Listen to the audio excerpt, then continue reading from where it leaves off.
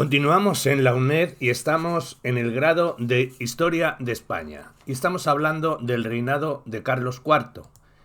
Y hacemos unos textos y unos análisis sobre estos textos y los comentarios. El texto es el siguiente.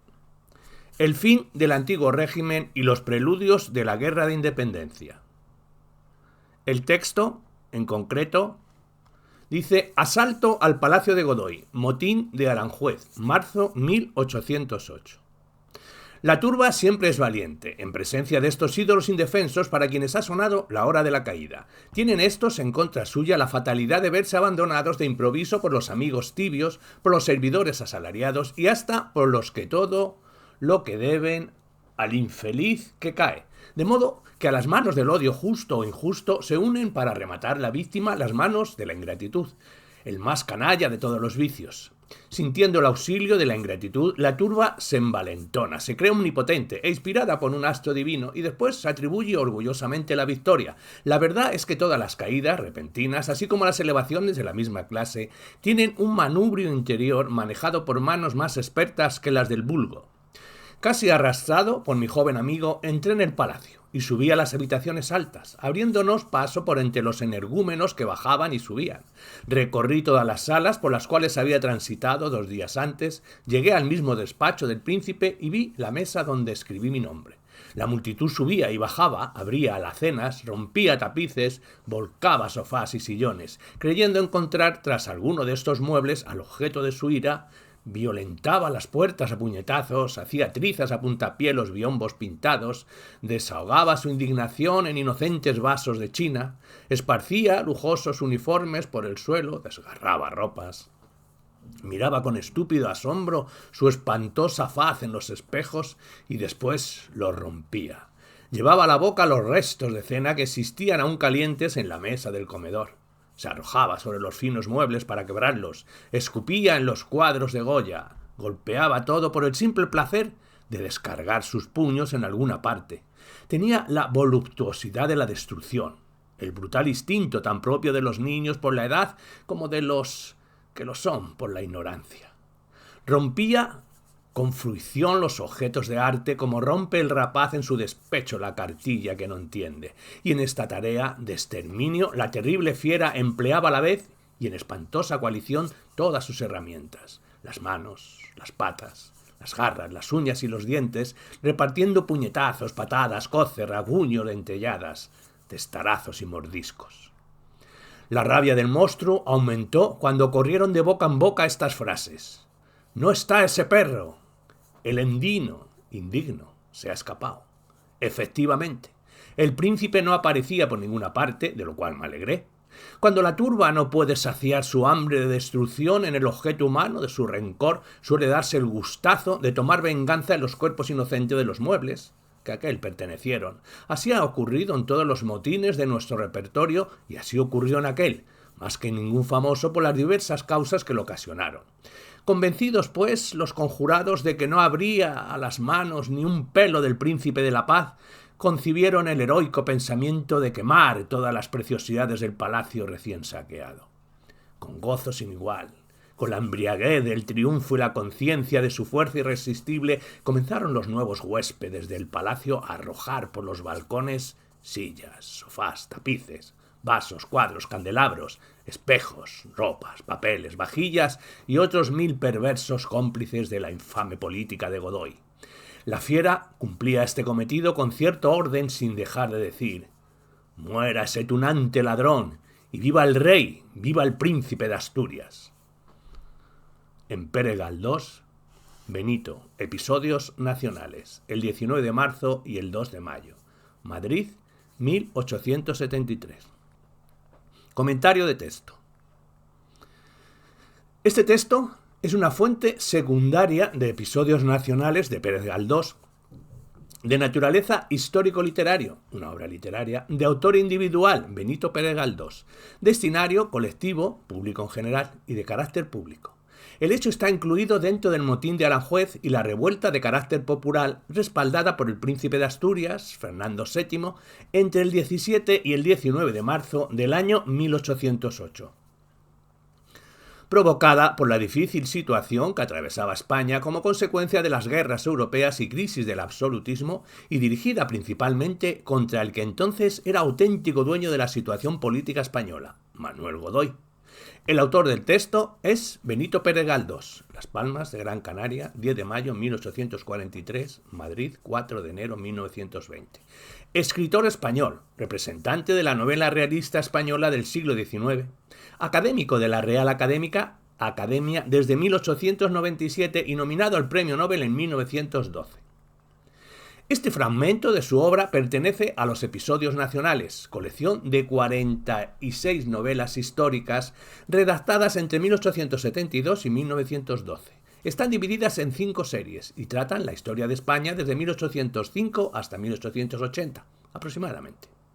Sus argumentos insertan vivencias de personajes ficticios en los acontecimientos históricos de la España del XIX. En 1873 inicia la publicación de la primera serie de los Episodios Nacionales con Trafalgar. Su popularidad ante los lectores durante la década de los 90 va creciendo con su segunda serie de los Episodios Nacionales. El resumen del texto son la narración de los hechos acaecidos al amparo del motín de Aranjuez, del asalto de la residencia del Príncipe de la Paz, Manuel Godoy, por una muchedumbre enfurecida y exaltada en la noche del 17 al 18 de marzo de 1808. Hagamos el análisis del texto. Las alianzas que Godoy venía estableciendo, primero con Inglaterra, 1793-1795, y más tarde con la Francia revolucionaria y napoleónica, resultado de los tratados de San Ildefonso, 1796 y 1800, habían tenido consecuencias bastante desastrosas para el país. La guerra de la Convención le costó a España posesiones coloniales en la isla de Santo Domingo y aún así se congratuló de haber alcanzado una paz ventajosa en Basilea, 1795.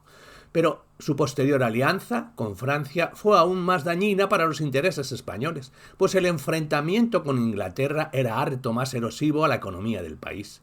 El colofón a los malos resultados de la alianza con Napoleón fue la batalla de Trafalgar, 1805, que puso fin al proyecto napoleónico de invadir Gran Bretaña por mar, de tal modo que la única opción para el emperador francés era bloquear la isla desde el continente. Todos estos acontecimientos los venía observando Fernando VII con bastante indignación. Despreciaba a Godoy por su gestión diplomática y los resultados de su política, pero también porque controlaba a su padre y a la corte. La cima de los despropósitos la encontró Fernando VII cuando, según el Tratado de Fontainebleau, 1807, España autorizaba la entrada de un ejército francés que se dirigía a Portugal, país que se negaba a aceptar el embargo a Gran Bretaña. Además, en el mismo tratado se contemplaba el reparto de Portugal entre los franceses y Godoy, verdadero atentado contra los derechos dinásticos de cualquier familia real, si tenemos en cuenta que Godoy era un noble de muy baja alcurnia como para ostentar un título regio. La entrada de los franceses en España demostró que sus intenciones eran muy distintas a lo acordado. Las tropas napoleónicas empezaron a ocupar plazas sin ni siquiera luchar: Pamplona, San Sebastián, Barcelona, Burgos. Y a comienzos de 1808, la corte española se encontraba muy enfrentada por dos bandos antagónicos, el formado por los reyes y su primer ministro, Manuel Godoy, y el integrado por el príncipe heredero, Fernando, su confesor, Escóquiz, y un grupo de nobles conocidos como la Camarilla. Este segundo grupo pretendía que el rey abdicara en favor de su hijo primogénito. Unos meses antes, los miembros de la camarilla del príncipe habían sido sometidos al proceso del Escorial, siendo todos ellos absueltos.